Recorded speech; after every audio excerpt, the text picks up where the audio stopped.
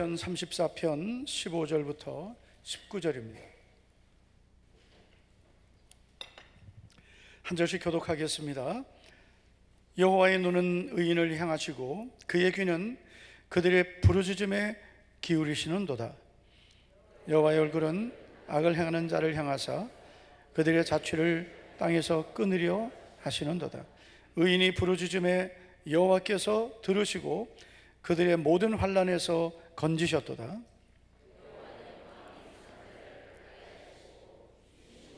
통회하는 자를 구원하시는도다. 다 같이요. 고난이 많으나 여호와께서 그의 모든 고난에서 건지시는도다. 아멘. 여러분, 우리는 항상 마음의 기쁨과 평안을 지키며 살아야 됩니다.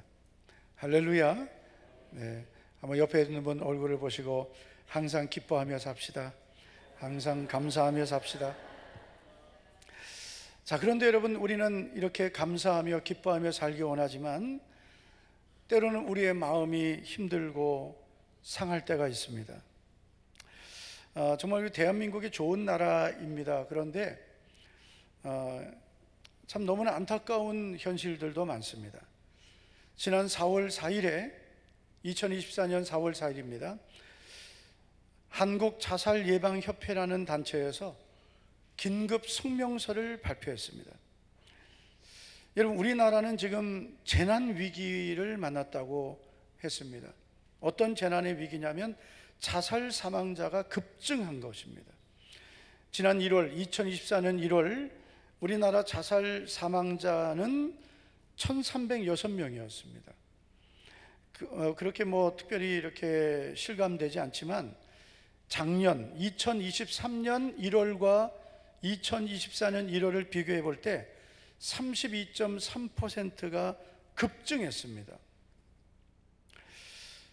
특별히 남성의 경우 42.4%가 늘었습니다. 그러니까 작년 2023년 1월보다 2024년 1월 1년 이 두 달을 비교해 볼 때 자살 사망자가 급증해 버린 거예요. 특별히 남자들 박수 한번 해줍시다. 살아있는 것만 해도 감사해야 돼요. 제가 오늘 일부 예배 드리고 좀 그런 마음 들었어요. 우리 2부 때는 우리 남자들 좀 격려 좀 많이 해드려야 되겠다. 왜 이렇게 남성들이 이렇게 자살을 많이 할까? 남성들이 살기 어려운 시대가 돼버린 거예요. 자, 여러분, 왜 사람들이 이렇게 스스로 자기의 삶을 포기할까요? 여러 가지 이유가 있을 수 있겠죠. 그 모든 이유들을 우리가 다 우리가 살펴볼 수는 없지만 결론적으로는 그거예요. 여러 가지 환경의 이유, 이런저런 이유로 마음이 힘들어서 그 힘든 마음을 견디지 못하고 스스로 삶을 포기하는 거죠.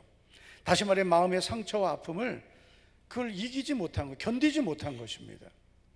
아마 오늘 이 자리에도 마음이 너무나 힘들고 답답하고 괴롭고 슬프고 오늘 이 자리에 있어도 마음이 하나도 행복하지 않은 분들이 있을 수 있습니다. 그래도 오늘 주예전에 잘 나오신 거예요. 할렐루야. 오늘도 이렇게 주예전에 나와서 오늘도 하나님께서 주시는 위로와 힘을 얻기를 축복합니다. 우리는 이 세상을 살아가면서 많은 상처를 겪게 됩니다. 상처 없이 사는 인생은 없습니다. 부부끼리도 서로 상처를 주고받습니다. 여러분, 사랑하고 결혼했지만 부부끼리도 상처를 받습니다. 어제 조원만 목사님 딸이 결혼했어요. 안 가면 죽일 것 같아가지고 갔습니다. 서울까지. 그런데 딸 이름이 조아라예요. 조아라. 근데 어제 알았어요. 왜 조아라라고 지었는지. 이 딸이 태어났을 때 너무 좋아서 조아라라고 지었다는 거예요. 이름을 그렇게 쉽게 지을 수도 있네요. 조아라. 이 딸이 참 지금은 너무나 믿음의 딸, 착한 딸, 효도하는 딸이 되었습니다. 사위도 봤는데 얼마나 귀엽게 생겼는지. 요즘에는 귀엽게 생긴 남자가 인기입니다. 별로 표정이 이렇게 재밌게 설교해도 안 오는 사람들은요, 마음이 상한 자들이에요. 근데 어저께 제가 결혼식을 보면서 참 결혼식 이런 것들 이렇게 하는 것도 괜찮다 싶은 거예요. 물론 가장 좋은 건 예배 드리는 결혼식인데, 결혼 예식을. 그런데 제가 감동적이었던 거, 서로에게 이렇게 편지를 보낸 거예요. 서로에게 보내는 고백을 이제 읽어주는데, 정말 다 울었어요. 우리 왜 울었냐면은 제 바로 앞에 조만 목사님 앉아 있는데 그렇게 우는 거예요. 앉아가지고. 예? 그렇게 우는 거예요. 그래서 그 모습 보고 또 나도 울고 울었는데, 오늘처럼만 서로 사랑하면 좋겠다, 그런 생각이었어요. 오늘처럼. 여러분, 부부 사이가 안 좋을 때 꼭 결혼식을 같이 한번 가서 탐방하시기 바랍니다. 부부끼리 사랑해서 결혼해도 서로 상처를 줄 수 있습니다. 자녀에게 상처받기도 하고 부모에게 상처받기도 합니다. 경제적인 어려움이 상처가 될 수 있습니다. 건강이 상처가 될 수 있습니다. 우리 특별히 연세 많으신 분들, 노인분들이 건강을 잃어버리면 그 우울증을 같이 겪을 수도 있습니다. 그래서 우리 아프신 부모님들을 특별히 잘 신경 쓰셔야 됩니다. 억울한 일을 겪거나 사람에게 배반을 당하게 될 수도 있습니다. 믿었던 사람에게 겪는 그런 배신감은 큰 상처가 됩니다. 그런데 여러분, 우리가 이 세상을 살아가면서 상처가 없을 수 없다 그랬죠. 그렇죠. 혼자 살아도 자기에게 자기가 상처를 줄 수 있는 거예요. 그래서 우리는 인생을 살면서 상처 없는 인생은 없는데, 그러면 어떻게 해야 되느냐? 내 마음에 상처가 생겼을 때 해결하는 방법을 알아야 된다는 거죠. 마음이 상하고 힘들 때 어떻게 해결해야 되는가를 알면 내 상처를 해결하면서 살 수 있는데, 이 방법을 모르면 그 상처가 쌓이고 또 쌓이다가 결국은 어떻게 돼요? 마음에 상처가 많은 사람은 또 다른 사람에게 또 상처를 주는 거예요. 여러분, 성격이 뾰족하면 다른 사람에게 상처를 주는데 자기도 뾰족한 거예요. 자기도 힘든 거예요. 우리가 언제 지난 금요일 불렀나요? 동그라미가 될 테야. 오죽하면은 저는 그 찬양이 찬송가 들어왔으면 좋겠어요.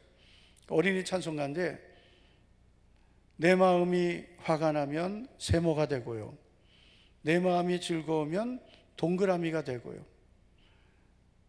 세모야 세모야 난 너 싫어 동그라미가 될 테야. 또 가사도 빨리도 찾아주네. 나는 주님 닮은 동그라미가 될 테야. 이 동그란 마음을 가져야 자기도 건강해지고 다른 사람에게도 상처를 주지 않습니다. 살아가는 인생 자체가 서로에게 상처를 주고받는 거예요. 교회 오면 상처가 없을까요? 교회 와도 있습니다. 교회 와서도 상처를 주고받습니다. 그래서 여러분, 교회 생활이 행복해야 되거든요. 사도행전 9장 31절을 보면, 그리하여 사마리아와 유다에 있는 교회가 평안해지고 든든히 서가고 성령의 위로로, 주를 경외함과 성령의 위로로 수가 더 많아지니라. 교회에 가장 먼저 필요한 것은 평안이에요. 평안. 할렐루야. 이 평안한 교회가 되어야 됩니다. 그래야 그 성도들이 함께 주를 경외할 수 있고 성령의 위로가 임하고 그 교회가 은혜롭게 부흥하는 거예요. 여러분, 교회가 은혜롭게 부흥하는 것은 노력으로만 되지 않습니다. 평안해야 돼요. 그 평안은 주님이 주시는 선물이고 또 우리들이 지켜가야 되는 것입니다. 여러분, 우리가 하나님 우리에게 평안하게 해주세요라고 기도만 한다고 평안한 교회 되는 게 아니고요, 예루살렘의 평안을 구하라 했습니다. 시편 122편을 보면 예루살렘의 평안을 구하는 자가 되어라. 할렐루야. 예루살렘을 사랑하는 자는 형통하리로다. 예루살렘은 뭐예요? 성전이 있는 곳이고 지금으로 말하면 교회입니다. 시편 122편 6절이에요. 예루살렘을 위하여 평안을 구하라. 여러분, 교회의 평안을 이루는 자가 되고 평안을 만드는 자가 되어야 돼요. 나 때문에 평안이 깨지지 않게 항상 화평케 하는 자가 되면 여러분, 우리도 복을 받습니다. 서로에게 복이 됩니다. 할렐루야. 인생을 살면서 마음이 상할 일을 만날 때마다 주의 전에 와서 위로받고 주님이 주시는 치유를 받으시기를 축복합니다. 자, 시편 34편의 저자는 다윗이죠. 다윗은 어떤 환경을 겪고 있습니까? 34편 표제를 보시면 이렇게 되어 있습니다. 다윗이 아비멜렉 앞에서 미친 채 하다가 쫓겨나서 지은 시. 여러분, 다윗이 왜 지금 아비멜렉 앞에 있습니까? 사울 왕에게 미움을 당하고 쫓겨서 지금 블레셋에 와 있습니다. 그런데 왜 미친 척 할까요? 사람들이 그러는 거예요. 저 다윗은 예전에 골리앗을 이긴 사람이다. 위험한 인물이다. 그러니까 유다에서 피해서 블레셋에 왔지만 여기서도 안전하지 않은 거예요. 그래서 다윗이 침을 질질 흘리면서 미친 척을 합니다. 그러니까 아비멜렉이 좀 미쳤네. 뭐 무슨 저 미친 사람이 뭘 하겠냐. 그러고 내보내버리는 거죠. 그래서 다윗이 미친 척 하면서 살아나요. 얼마나 인생이 고통스럽겠습니까? 우리가 인생을 살다가 어려움을 만날 수 있지만 가장 큰 어려움은 믿었던 사람에게 겪는 어려움이에요. 여러분, 절대로 우리 인생을 살면서 한번 따라합시다. 사람을 배반하지 말자. 네. 정말 나를 믿어주고 나를 사랑하는 해주는 사람을 배반하지 말아야 돼요. 부모를 배반해도 안 되고요. 여러분, 배우자도 배반하면 안 돼요. 배우자에게 신뢰를 주는 그런 남편과 아내가 되어야 됩니다. 가장 큰 상처는 가장 가까운 사람에게 받는 거예요. 그러니까 여러분, 이 다윗이 겪고 있는 이 상처는 말할 수 없는 것입니다. 자, 시편 34편에서 다윗이 어떤 환경을 겪고 있는지를 우리가 살펴보면 이렇습니다. 첫째는 두려운 환경이었습니다. 4절을 보면 내가 여호와께 간구하며 내게 응답하시고 내 모든 두려움에서 나를 건지셨다. 지금 다윗은 두려움 속에 있는 거예요. 사울에게도 쫓겨다니죠. 안전한 줄 알았던 블레셋 땅에서도 위험하죠. 두려움이 있는 거예요. 조금도 안심할 수 없는 환경입니다. 두 번째는 많은 고난을 겪고 있습니다. 19절을 보면 의인은 고난이 많으나 자기를 가리키는 거예요. 다윗이 죄를 짓고 그리고 이런 고난을 겪은 게 아닙니다. 다윗은 하나님을 경외하는 사람이었지만 그 악신이 들어간 사울이 이 다윗을 미워하고 죽이려고 한 거예요. 많은 고난을 겪고. 여러분, 우리가 예수님 믿고 믿음으로 살면 모든 사람이 나를 다 좋아할 것이다. 엄청난 착각입니다. 내가 믿음으로 살고 하나님을 경외하고 살면 때로는 나에게는 믿음 때문에 겪는 억울함이 있는 거예요. 여러분, 예수님 믿으면서 때로는 안 믿는 사람이나 가족에게 핍박을 받을 때 이상하게 여기지 말고, 아, 내가 이제 예수님을 제대로 믿는 거구나. 아멘을 한 명도 안 해요. 한 명도 안 해. 세상에 하여튼 편한 거는 좋아해가지고 예수님 믿으면서 나는 한 번도 핍박을 안 받아봤다, 이런 분들이 있을 수 있어요. 완전히 그 가정이 복음화되고, 그런 분들은 신앙생활 제대로 안 하면 핍박받는 분들이에요. 아마 여기도 있을 거예요. 모태신앙, 뭐 2대 3대 신앙, 부모님이 너 오늘 교회 갔냐, 이런 분들이 있으면은, 야, 그분들은 진짜 아주 복받은 분들이지만 그 복을 복인지 모르는 분들이에요. 얼마나 감사해요. 너 오늘 교회 갔다 왔냐, 예배 잘 드리고 왔냐. 예? 부모님이 그렇게 여러분 믿음으로 살도록 권면해 주는 게 얼마나 감사합니까? 예. 그런데 우리가 예수님을 내가 혼자 믿으면 안 믿는 부모님, 형제, 가족들에게 야, 교회 다니면은 뭐 부모도 없냐, 교회 다니면은 형제도 없냐, 이런 말 들어요. 예. 조금만 뭐 하나 허물이 보이면 그게 더 커 보이는 것입니다. 그래서 우리 예수님 믿는 분들은 정말 더 잘해야 돼요. 예수님 안 믿는 여러분 배우자가 있다면 특별히 잘하셔야 돼요. 아멘 안 하는 거 보세요. 아이씨, 나도 진짜 예수님 안 믿는 남편에게 더 잘하세요. 저 인간 빨리 뒤졌으면 좋겠다. 예수님 안 믿는 남편은 얼마나 여러분 불쌍합니까? 남자들이요 직장생활 사업하고 세상 사는 게 만만합니까? 얼마나 힘듭니까? 예? 그냥 들어와서 투정 부리면 힘들었구나 그렇게 생각하면 되는데 그 남편에게 또 그냥 안 좋은 말하고 부딪히고 그러면 안 되는 거예요. 예, 특별히 토요일 조심하세요. 토요일. 예, 토요일 조심합시다. 예, 교회 오기 전에 조심하세요. 여러분 예수님 안 믿는 가족이 무슨 말을 해도 거기다 말 대꾸 하면 안 돼요. 그냥 알겠습니다. 그리고 나중에 보자 이렇게 하고 나오시면 돼요. 예수님을 믿기 때문에 겪는 고난들이 우리에게 있을 수 있습니다. 그러면 막 마음이 상하는 거죠. 세 번째, 다윗이 겪고 있는 환경의 문제는 사람들의 미움입니다. 21절 보면 악이 악인을 죽일 것이라 의인을 미워하는 자는 벌을 받으리로다. 할렐루야. 의인을 미워하면 벌 받아요. 믿음의 사람을 미워하면 안 되는 거예요.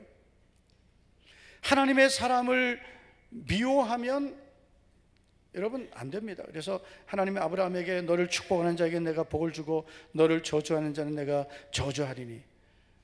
참 여러분 믿음의 사람은 정말 함부로 대하면 안 되더라고요. 그래서 항상 우리는 믿음의 사람을 존중히 여겨야 됩니다. 악이 악인을 죽이는 거예요. 자기의 죄가 자기를 망하게 하는 거예요. 그런데 어쨌든 다윗은 이런 악인들에게 미움을 많이 겪었습니다. 그러니 얼마나 다윗이 힘들었겠어요. 아무리 내가 내 마음을 지키고 내 마음을 강하게 가지려고 해도 이런 환경을 만나면 마음이 상하고 지치고 힘든 것입니다. 여러분 오늘 18절 말씀을 보면 다윗이 이런 고백하죠. 여호와는 마음이 상한 자를, 자기의 마음이 상했다는 거예요. 여러분 우리도 마음이 상할 때 어떻게 이 상한 마음을 회복해야 될까요? 다윗이 보여준 믿음의 모습을 보면서 여러분 우리의 마음이 상할 때, 마음이 슬프고 마음이 고통스러울 때 오늘 다윗처럼 우리의 마음을 치유받고 회복하게 되기를 축복합니다. 마음이 상할 때 다윗은 어떻게 했습니까? 첫째는 하나님은 나의 상한 마음을 아신다는 믿음을 갖습니다. 자, 18절을 다시 보면 여호와는 마음이 상한 자를 가까이 하시고라고 말씀합니다. 여호와는 마음이 상한 자를 가까이 하신다는 믿음을 가졌습니다. 내 마음이 상할 때 주님은 나를 가까이 해 주십니다. 이 상한다라는 이 히브리 원어는 쏴바릅니다. 파열되다, 깨지다, 찢어지다. 마음은 보이지 않지만 여러분 내 마음은 때로는 깨질 수 있고 찢어질 수 있습니다. 아플 수 있습니다.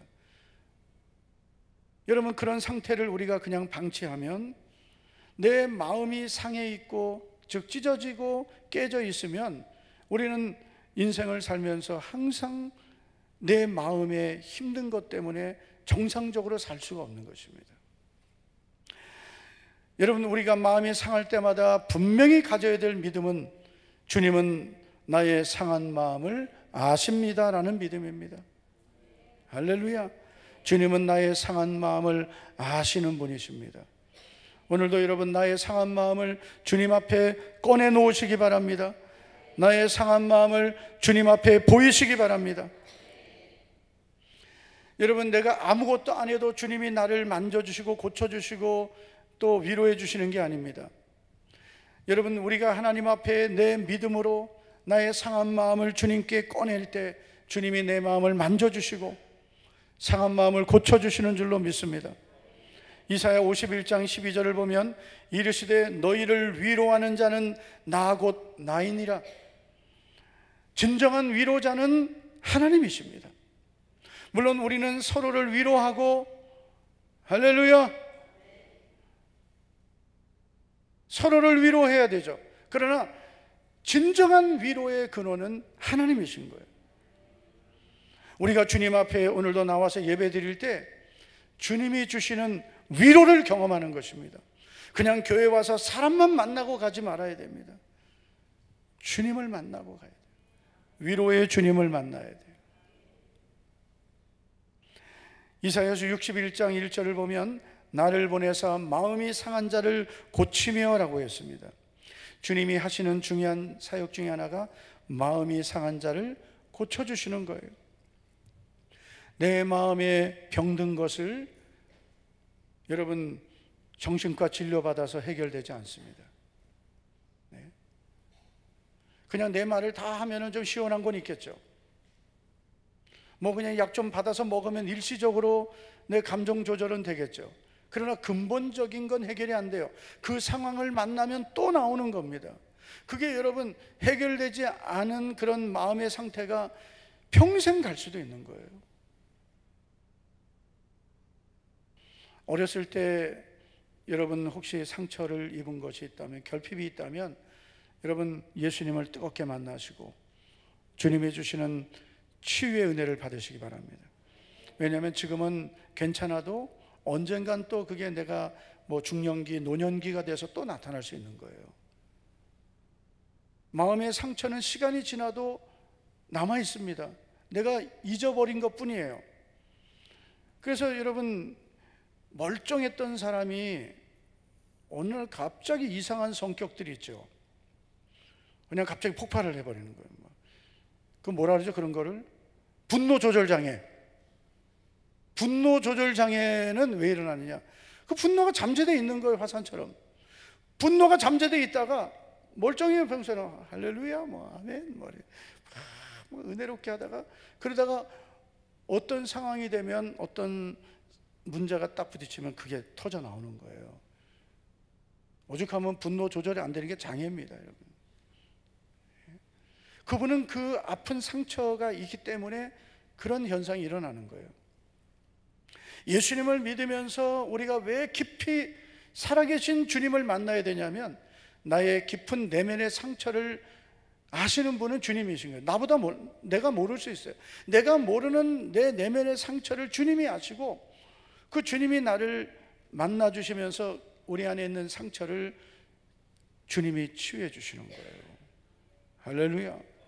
그러면 그렇게 부딪혔던 부부 사이가 안 부딪히는 거예요.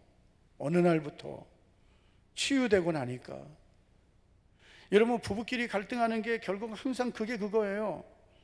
오죽하면 김장한 목사님이 신혼 때 치약 때문에 싸웠다 그러잖아요.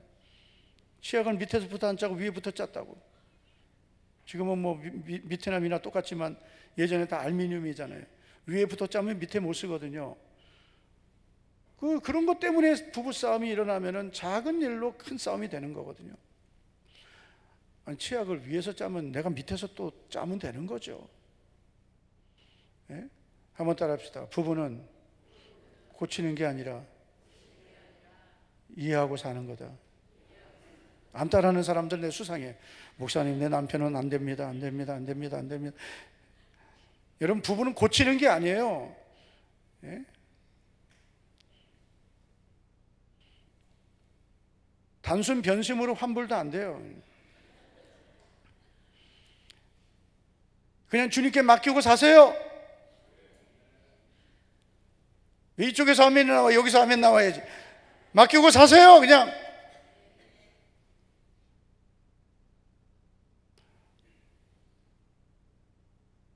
아멘 안 나올 때까지. 부부는 고치는 게 아니에요. 안 고쳐져요.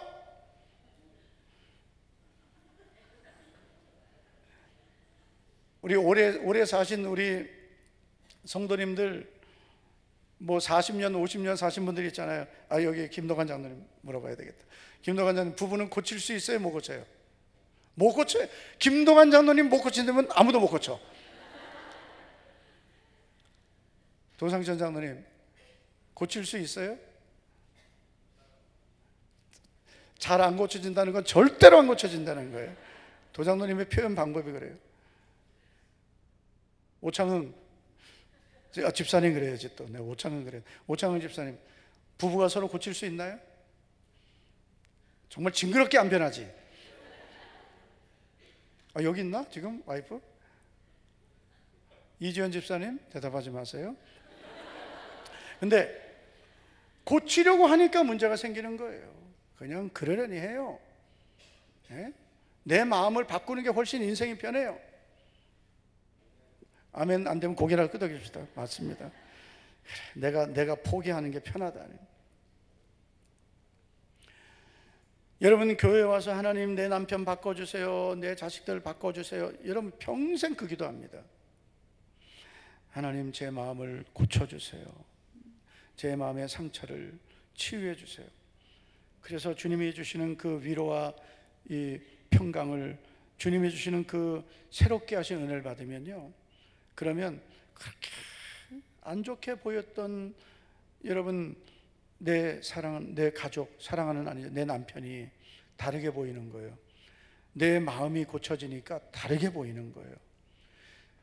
그 문제 많아 보이던 내 자녀가 불쌍해 보이는 거예요. 네? 여러분, 교회 와서도 저 사람은 왜 저럴까?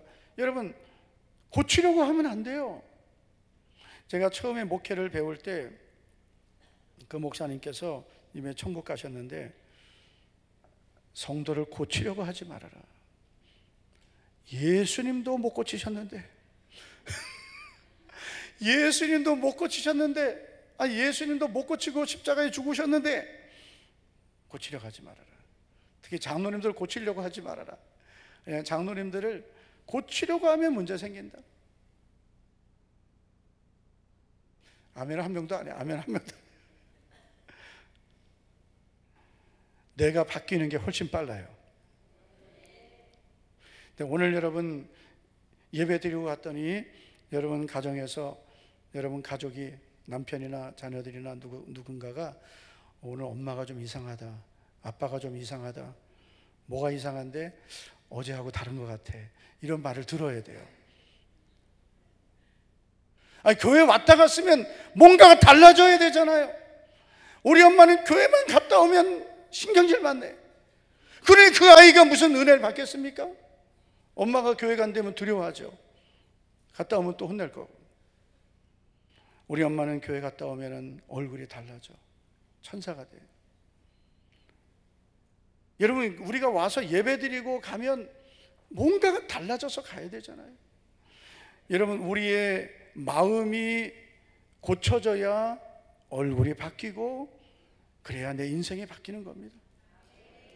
저는 우리 성도님들이 더 정말 주님을 사랑하는 마음을 갖고 주님이 주시는 이 치유의 은혜, 내 마음이 새로워지고 내 마음이 고쳐지기를 축복합니다. 주님은 내 상한 마음을 아십니다. 그거 자꾸 남편에게 말하고 와이프에게 말하고 부모에게, 자식에게 말하면요, 해결이 안 돼요. 그냥 주님이 다 아신다, 주님께 다 맡겨버리세요.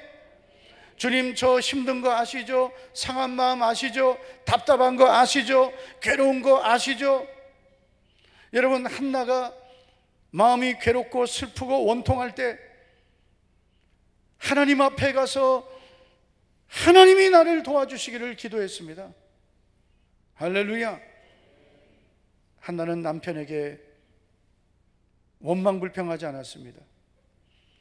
그 분인나라는 여자에게도 하지 않았습니다.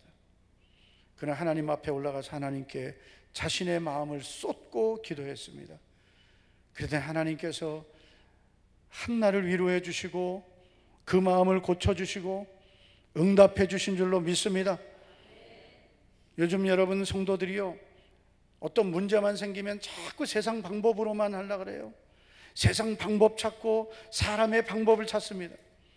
문제를 만나면 하나님 앞에 가지고 나오고 새벽에 기도하고 밤에도 기도하고 하나님의 은혜를 구하고 하나님이 도우시는 그 은혜를 찾아야 되는데 자꾸 인간적인 방법만 찾는 거예요.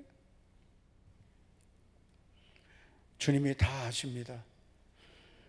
그 주님 앞에 여러분 마음을 다 꺼내놓고 치유받으시기를 축복합니다. 자, 두 번째와 세 번째는 좀 같이 살펴볼게요. 자, 두 번째는 주를 찬양하는 것이고 세 번째는 부르짖고 기도하는 것입니다. 저는 이게 하나라고 생각을 하고 이렇게 여러분 말씀을 전하고 싶습니다. 마음이 상하고 힘들 때 더욱 힘써 찬양하고 부르짖고 기도하는 거예요.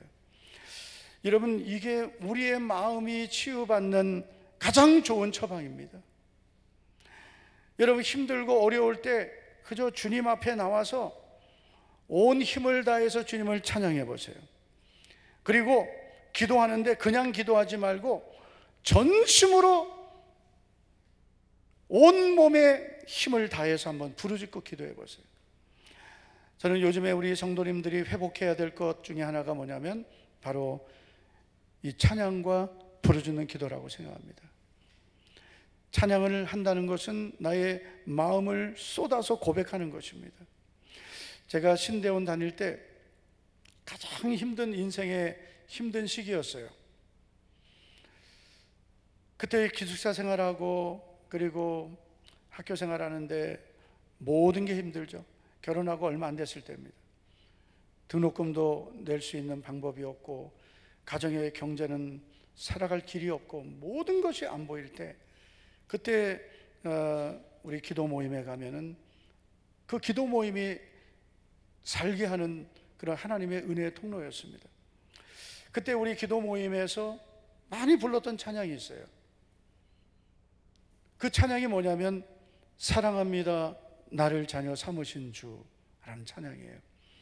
그 찬양을 어느 목사님이 이제 오셔서 기도회를 인도하면서 말씀 전하고 기도를 인도하는데 기도회 인도하면서 이 찬양을 계속 부르시는 거예요. 이 찬양 끝나고 기도를 해야 되는데 안 끝나요. 계속 이 찬양. 그 다음 주에 또 기도회 가면 또 이 찬양. 그 다음 주가 하여튼 그분이 우리 신학생들 기도회 인도하면서 제일 많이 불렀던 찬양이 이 찬양이에요. 그런데 저도 이 찬양을 너무나 좋아하게 됐어요. 무엇 때문에 좋아했냐면 찬양의 가사를 보면 이런 가사가 나옵니다. 사랑합니다 나를 자녀 삼으신 주, 사랑합니다 나를 자녀 삼으신 주. 그러면서 그 다음 가사가 이거예요. 내 부르짖음 들으시고 감싸 주시는 영원히 주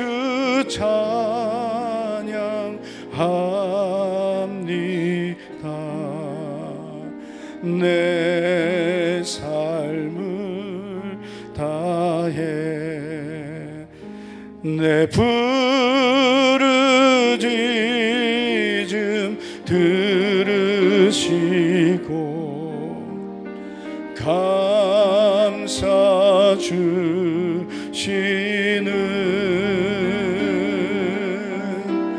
영원히 주 찬양합니다.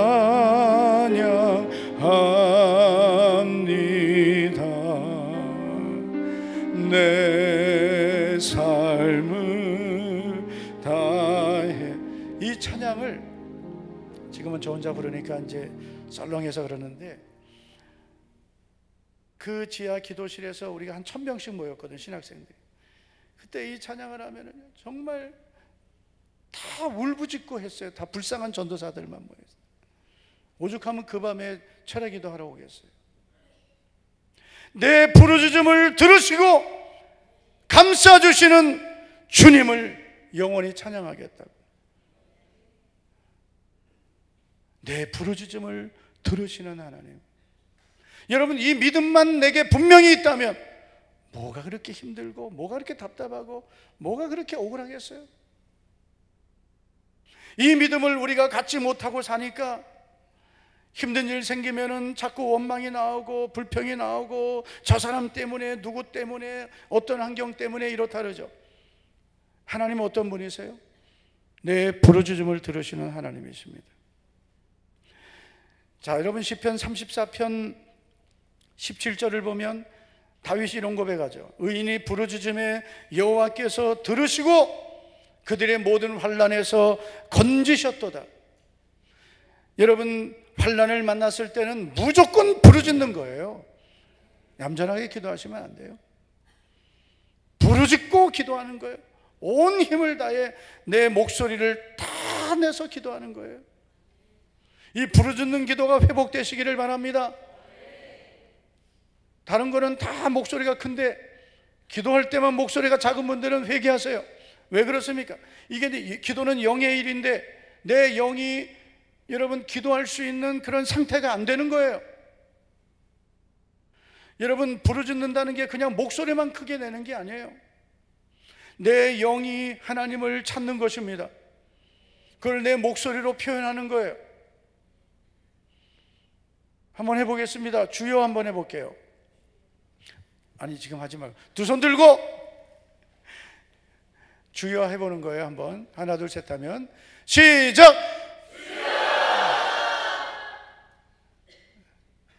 저희 앞줄이 조금 약해요. 여기서 제일 커야 되는데 다시 3번 해보겠습니다. 시작. 주여! 주여! 주여! 갑자기 하니까 막 사례 들고 난리 났네. 지금처럼 하나님께 부르짖는 거예요. 그러면 들으시고 모든 환난에서 건지십니다. 6절을 보면 이 곤고한 자가 부르짖음에 여호와께서 들으시고 그의 모든 환난에서 구원하셨도다. 15절 다 같이 읽겠습니다. 시작. 여호와의 눈은 의인을 향하시고 그의 귀는 그들의 부르짖음에 기울이시는도다. 아멘. 시편 142편을 보면 다윗이 굴에 있을 때 지은 시라고 되어 기도라고 되어 있습니다. 다윗이 굴에 왜 있어요? 사울에게 쫓겨다니고 있습니다. 이때 여러분 다윗이 이런 기도를 하죠. 시편 142편 1절을 보면 내가 소리내어 여호와께 부르짖으며 소리내어 여호와께 간구하는도다.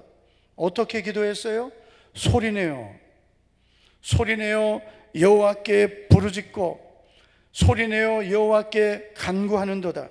2절을 보시면 내가 내 원통함을 그의 앞에 토로하며 내 우환을 그의 앞에 진술하는도다. 원통한 것, 내가 겪는 이 모든 고난을 하나님 앞에 다 꺼내놓는다는 거예요. 어떻게 해요? 소리내어 부르짖음으로. 여러분 억울한 것, 원통한 것 가지고 있으면 마음이 계속 병듭니다. 여러분 억울한 거, 원통하고 속상하고 마음이 상한 것은 하나님 앞에 나와서 부르짖어야 돼요. 소리내어 부르짖어야 돼요. 원통함을 꺼내놔야 돼요. 이 억울함을, 답답함을 주님 앞에 토로해야 돼요. 쏟아내야 돼요. 그래야 여러분 마음이 병들지 않습니다. 우리 이렇게 부르짖고 기도하는 분들 보면 저 기도 안 했으면은요 미안하지만 벌써 인생 포기했을 사람들이 한둘이 아니에요. 저렇게 기도해서 사는 거예요.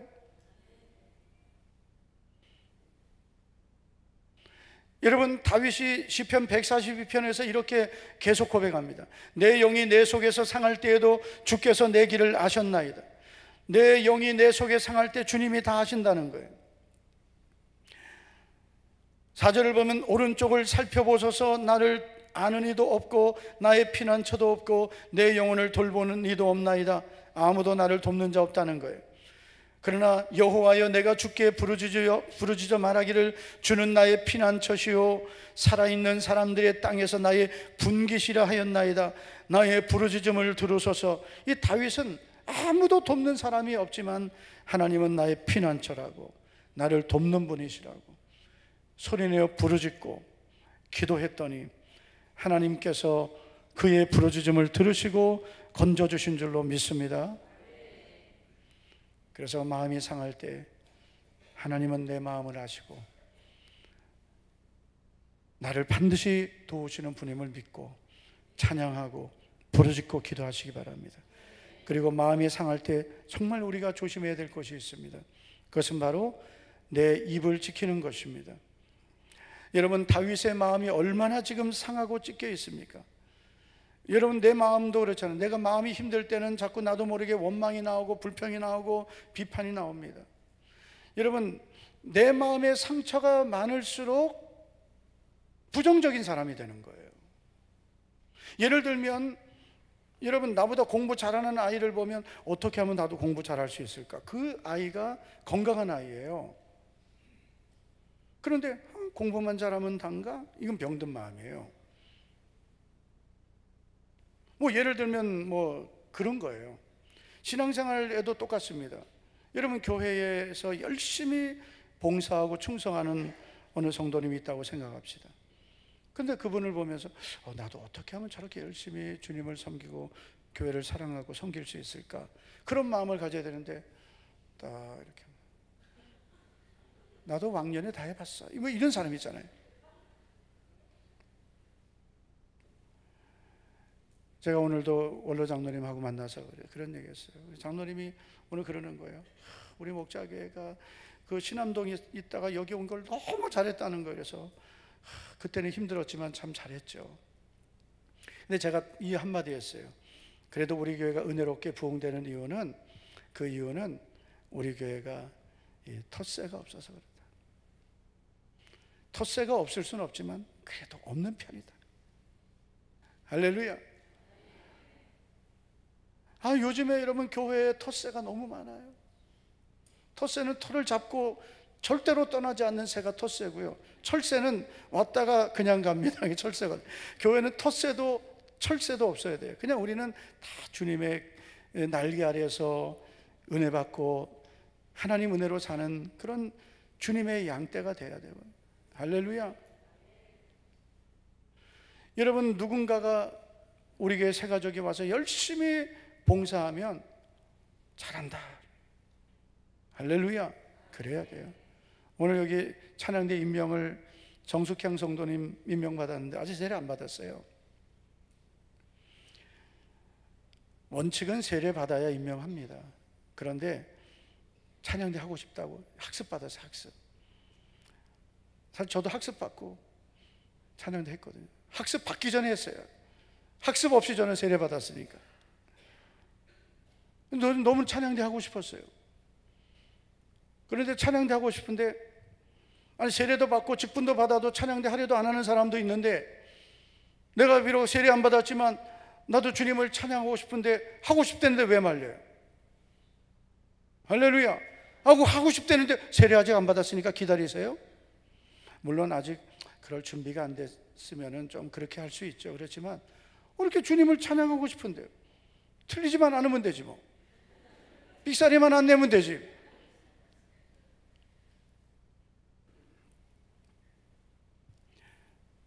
새가족들이 열심히 봉사하면 잘한다 해줘야 되고요, 앞에서 일꾼들이 열심히 주의를 하면 잘하는 것만 보고 격려해줘야 돼요. 그건 뭐 왜 이러냐, 요건 왜 이러냐, 왜 이러냐, 왜 이러냐, 왜 이러냐, 왜 이러냐. 예? 그 마음에 상처가 있어서 그런 거예요. 나도 인정받고 싶고 나도 그렇게 하고 싶다는 거예요. 예? 그러면 그렇게 하면 되는 거예요. 열심히 전도하니까 와, 수고했습니다 박수 해주면 전도만 하면 단가? 전도하면 되지.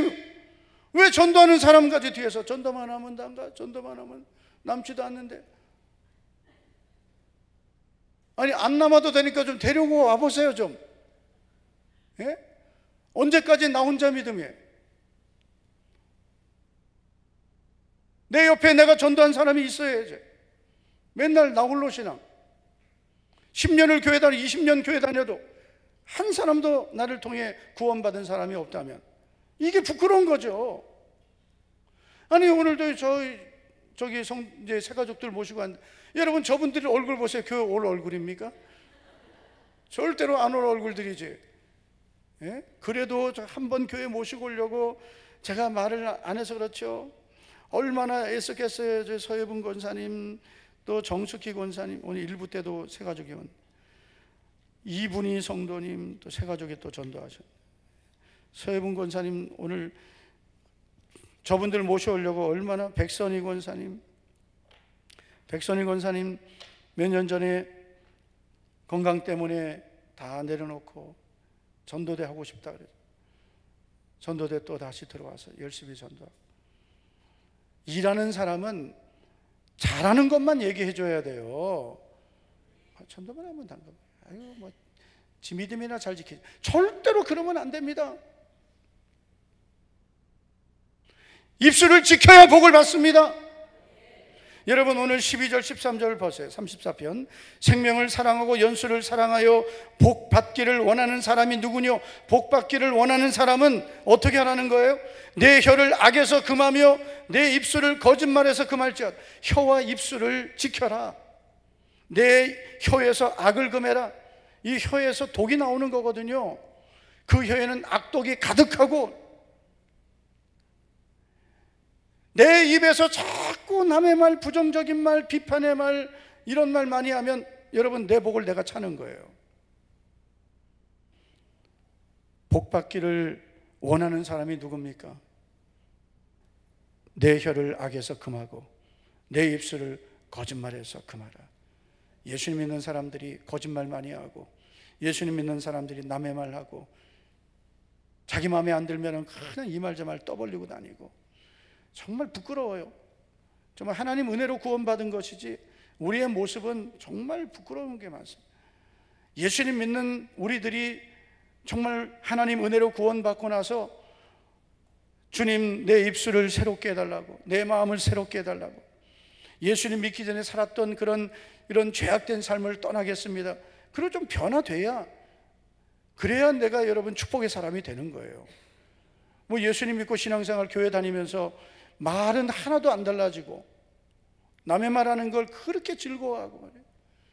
듣는 것도 좋아하지 마세요. 남의 말하는 사람은 그렇게 말하세요.